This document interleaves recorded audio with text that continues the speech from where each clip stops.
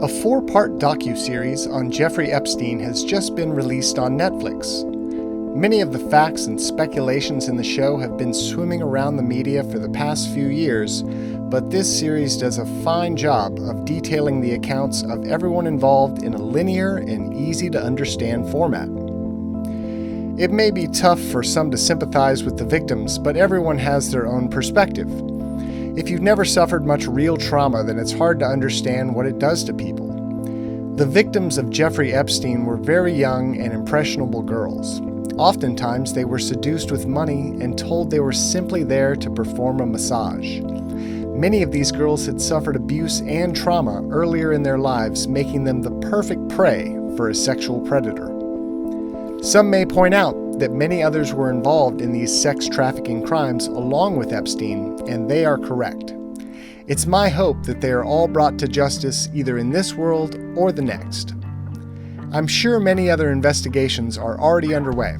We must remember that for a good case to be built against someone, that someone can't have any knowledge of the case being built against them, or they would be able to destroy valuable evidence and silence witnesses.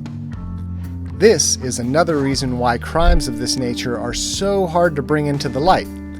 Many victims are oftentimes harassed and blackmailed into silence. In high-profile cases, the investigators and even the prosecutors are harassed and blackmailed as well. At one point in this docuseries, Jeffrey Epstein is said to have threatened to have a witch doctor put a curse on someone. Now, you can say witchcraft isn't real until you're blue in the face, but that won't stop it from actually being real. Many ex-employees of Epstein would not even make statements to law enforcement because they feared they would be sued and wrapped up in long-term litigation. People with lots of money can hire lawyers to keep you in court for the rest of your life.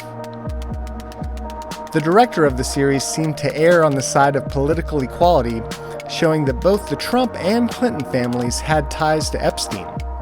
They even go into quite a bit of detail about Epstein's ties to the royal family. I'm sure they are all dirtbags in their own ways, but history has shown that people like this are too big to jail.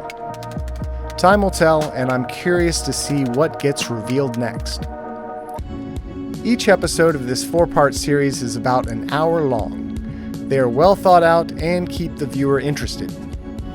I hope that this series encourages more freedom and safety for victims of abuse, and I hope it discourages the type of predatory behavior Epstein was involved in.